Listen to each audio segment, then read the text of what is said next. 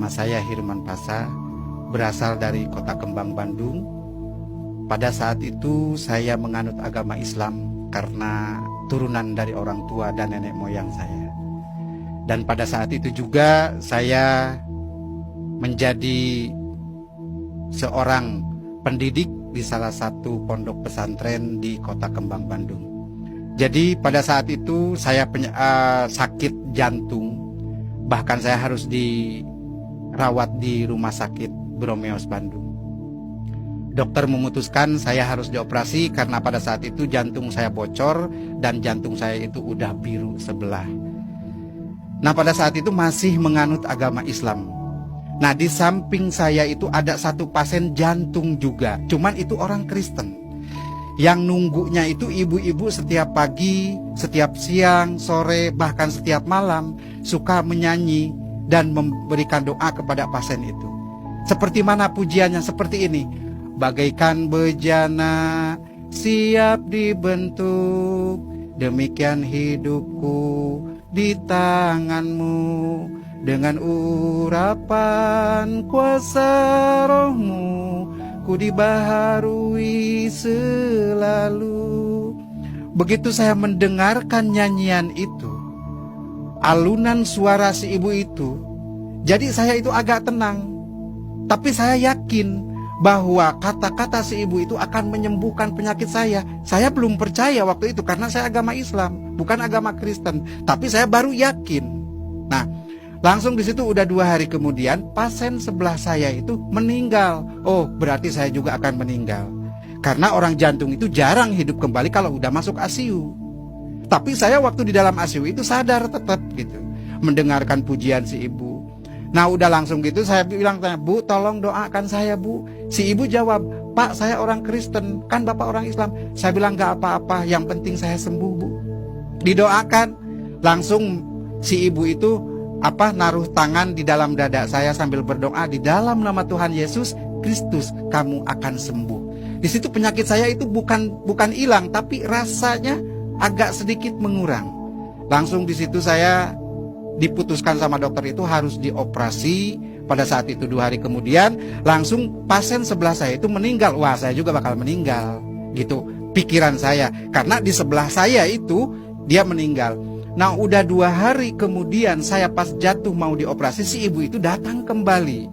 Kata si ibu itu kepada saya, "Pak, jangan takut, harus tenang, Tuhan pasti tolong." Tapi si ibu sebelum pulang menyimpan aqua di depan saya itu. Saya minum itu aqua, berkurang, saya dibawa ke lab.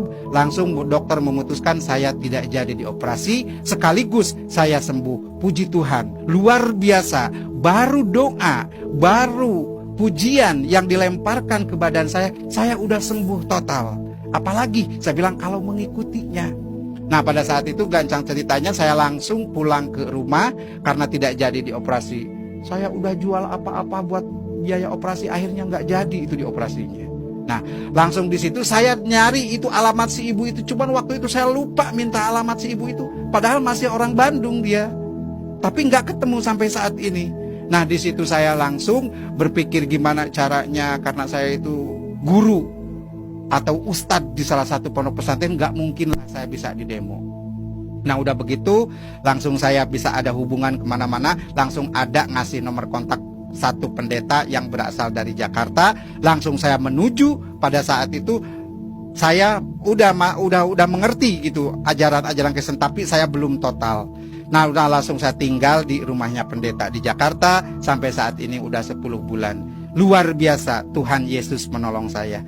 Ada satu kenikmatan yang mengikuti ajaran Tuhan Yesus Kristus. Ada satu keistimewaan yang kita rasakan pada saat kita dibaptis. Saudara pernah dibaptis? Apa yang rasakan saudara pada dibaptis itu? Pengalaman saya waktu saya dibaptis. Saya dibaptis oleh 2 pendeta.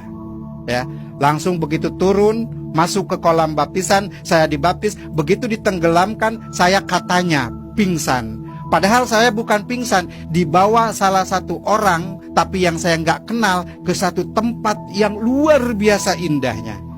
Burung-burungnya, air-airnya, taman-tamannya indah sekali. Nah, pada saat itu saya pingsan katanya karena waktu dibaptis itu. Nah, di situ saya sama satu orang yang tidak dikenal itu dikasih kenang-kenangan atau dikasih bingkisan, sampai saat ini belum ketemu. Apa sih artinya itu? Nah, udah begitu langsung saya, namanya pendeta yang satu udah agak tua, yang satu juga walaupun muda dia gemuk, saya badan gede, langsung ditarik dari kolam baptisan ke atas karena saya pingsan, ya kayak ngangkat karung gitu, gitu kan. Jadi badan saya itu biru semua. Nah, puji Tuhan, begitu saya sadar, begitu saya siuman dari pingsan, saya mencari barang yang dikasih orang yang tidak dikenal itu tidak ketemu. Saya tanya kepada semua orang di situ, pada bengong semua. Jadi apa sih yang berbentuk buku bukan, berbentuk Alkitab juga waktu saat itu saya belum mengenal benar. Nah, langsung saya setelah itu, setelah dibaptis, langsung saya kembali lagi ke rumahnya Pak Pendeta. Jadi sampai saat ini